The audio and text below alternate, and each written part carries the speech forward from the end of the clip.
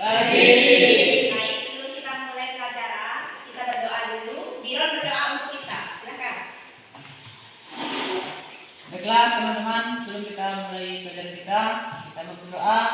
Kita berdoa menurut agama dan kepercayaan kita masing-masing. Berdoa mulai.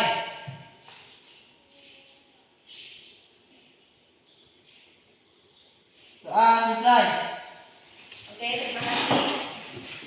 Baik, pelajaran kita hari ini yaitu tentang hak asasi manusia. Jadi, sebelum lebih jauh kita membahas tentang pelajaran hari ini, kita pasti pernah mendengar apa itu hak dan kewajiban. Coba di sini Ibu mau tahu siapa yang tahu apa itu hak? Coba Nora. Hak adalah. Kemudian kewajiban, siapa yang tahu apa itu kewajiban? Betul sekali. Jadi hak itu adalah sesuatu yang wajib kita terima dan kewajiban adalah sesuatu yang wajib kita lakukan. Jadi tidak boleh menuntut hak saja tetapi tidak melaksanakan kewajiban. Artinya apa? Kewajiban dan hak itu harus berjalan secara proporsional atau seimbang. Oke, sekarang aktivitas kita hari ini yang pertama kalian akan mendengarkan Ibu memberikan paparan tentang materi kita. Kemudian yang kedua, kalian akan Ibu bentuk dalam kelompok diskusi. Kalian akan berdiskusi untuk memecahkan masalah yang akan kalian bahas nanti. Kemudian yang terakhir akan mempresentasikan hasil dari kerja kalian. Ya, adapun materi kita hari ini yang pertama yaitu adalah konsep atau hakikat dasar dari apa itu hak dan kewajiban itu sendiri. Kemudian yang kedua ada substansi. Substansi itu artinya isi pokok dari hak asasi manusia. Kemudian ada upaya penegakan HAM di Indonesia. Dan yang terakhir adalah kita akan menganalisis kasus-kasus pelanggaran HAM yang pernah terjadi di Indonesia. Nah, tujuan belajar kita hari ini apa? Ibu sampaikan tujuan belajarnya. Tujuan belajarnya yaitu supaya kalian memahami apa itu hak, apa itu kewajiban, apa itu hak asasi manusia. Kemudian upaya apa sih yang harus kita lakukan untuk menegakkan HAM di Indonesia. Kemudian kalian juga harus punya kemampuan untuk menganalisis kasus-kasus apa saja yang terjadi di Indonesia. Kita mulai dari diri kita sendiri. Kalian itu pekerjaan kalian apa? Belajar.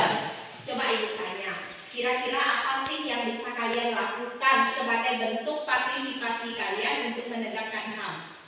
Ada yang tahu? Tidak tahu. Apa? Mengerjakan tugas. Nah, bagaimana Bu supaya kita ikut menegakkan HAM? Kita mulai dari diri kita sendiri, sebagai pelajar, sebagai keluarga. Jadi harus dimulai dari diri kita sendiri seperti itu. Kemudian Ibu akan menyampaikan paparan materi kita hari ini, perhatikan dengan baik. Yang pertama,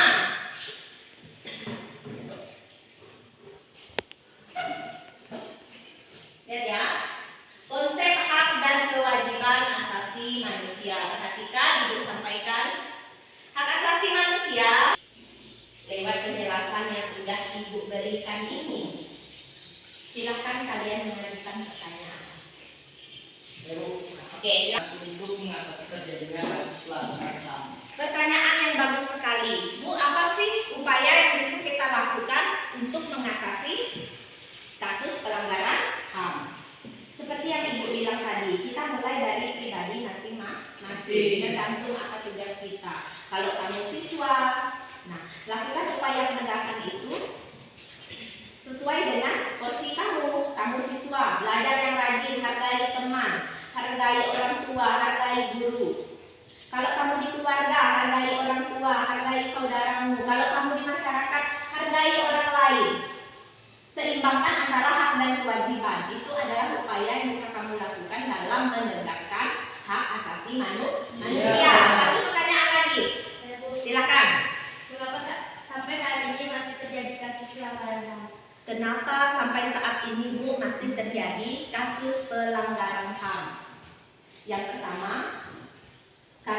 belum adanya kesadaran HAM pada pribadi kita masing-masing. Masih egois, masih memikirkan diri sendiri.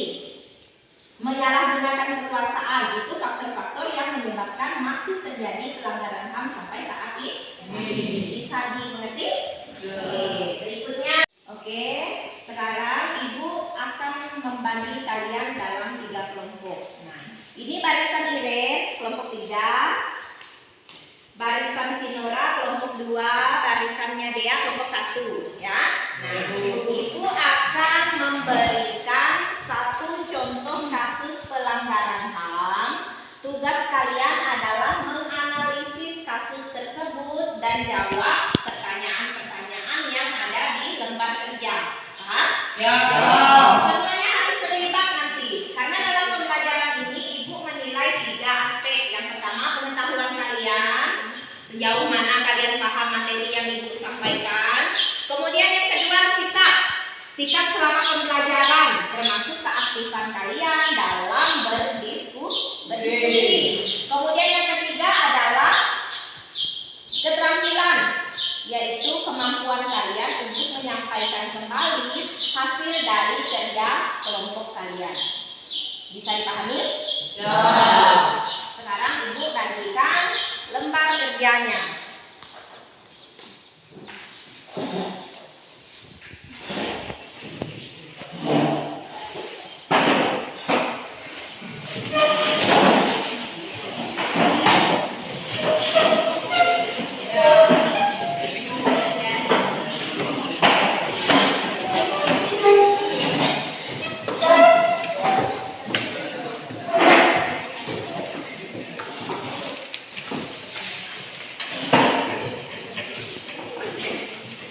Oke, silakan semuanya aktif dalam berdiskusi.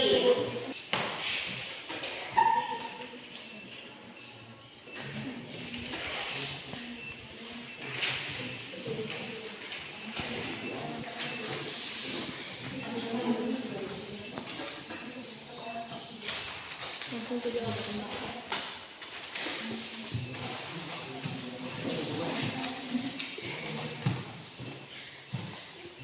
Ini semua. Ini tinggal masuk dulu.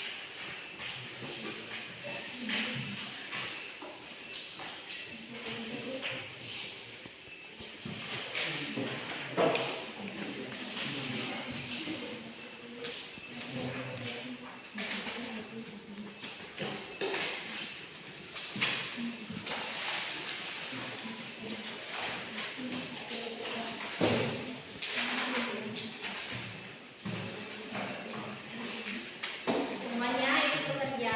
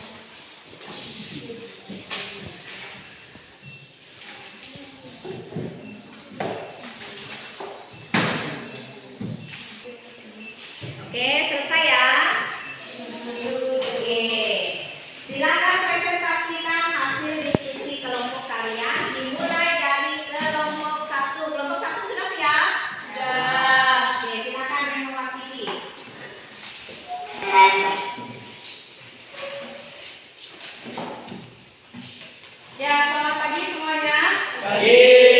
Saya Jessica Putri. Saya mewakili kelompok 1 ingin mempresentasikan hasil kerja kelompok kami tentang kasus pelanggaran HAM. Di sini saya ingin mengenalkan anggota-anggota kami. Kami yang sekerja sama kami. Jika ada kurang dan lebihnya saya mohon maaf. Terima kasih. Oke, tepuk tangan dulu. Oke, terima kasih kelompok 1. Dari pemaparan presentasi dari kelompok 1, ada yang ingin bertanya? Cukup. Cukup ya? Cukup.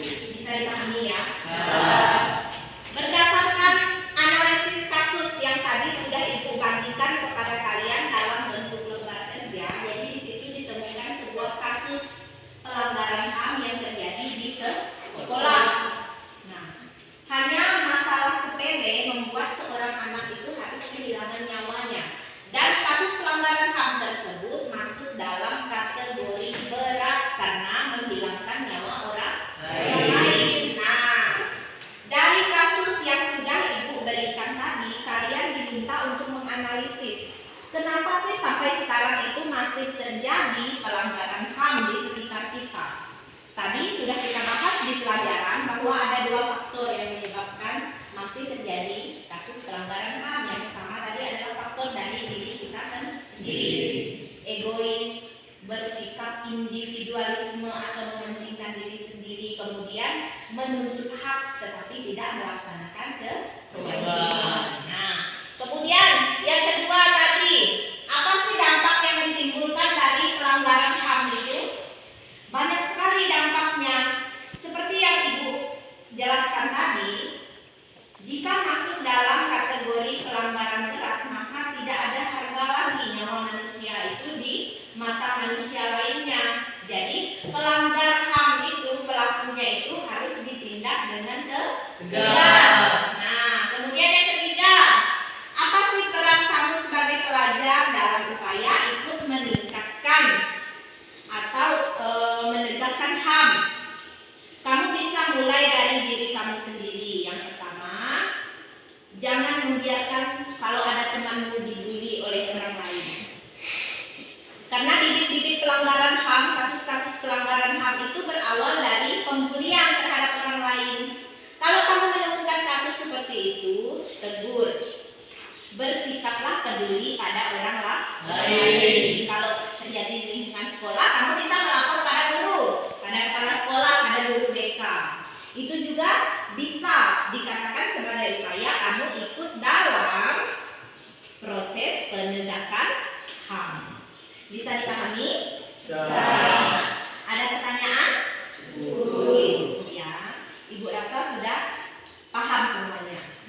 Nah, di akhir pembelajaran hari ini, coba Ibu mau tanyakan ke beberapa orang. Coba, apa sih yang kamu pelajari hari ini? Tommy, coba Tommy. Apa yang kamu pelajari hari ini, Tommy? Apa yang kita pelajari ini yaitu hak asasi manusia. Hak asasi manusia. Jadi hak asasi manusia itu tadi adalah hak yang dimiliki oleh seseorang sejak lahir. Nah, berikutnya, setelah belajar hari ini, apa sih yang kamu ketahui tentang hak asasi manusia itu? Coba Irene. HAM adalah hak yang dimiliki oleh seseorang sejak lahir sebagai anugerah dari Tuhan Yang Maha Esa. Anugerah dari Tuhan Yang Maha Esa. Sekarang, setelah Irene, apa yang kamu sukai dari pelajaran kita hari ini? Apa? Saya suka lewat pelajaran kelompok, kami bisa bersama menganalisis kasus pelanggaran HAM ini tadi. Oke, jadi kamu suka kita hari ini belajar berkelompok. Lebih semangat ya kalau berkelompok ya. Dari semua materi yang sudah Ibu berikan, bisa dipahami? Bisa. Oke. Sekarang Ibu akan membagikan lembaran tugas yang akan dikerjakan di rumah dan akan dikumpulkan pada pertemuan berikutnya.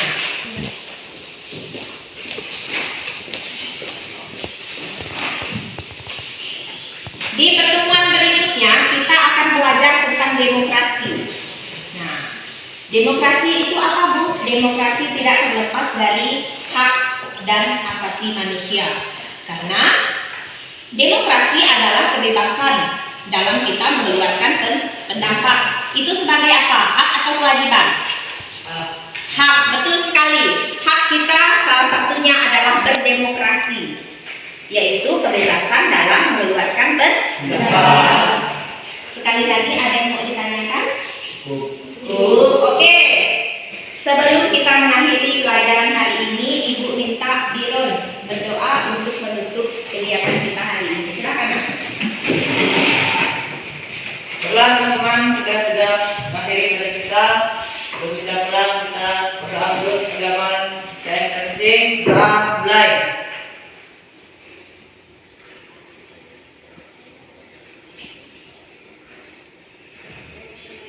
Doa selesai. Oke, terima kasih. Cukup sekian pelajaran kita hari ini. Semoga apa yang kita pelajari dapat bermanfaat untuk kita semua. Selamat pagi. Selamat pagi.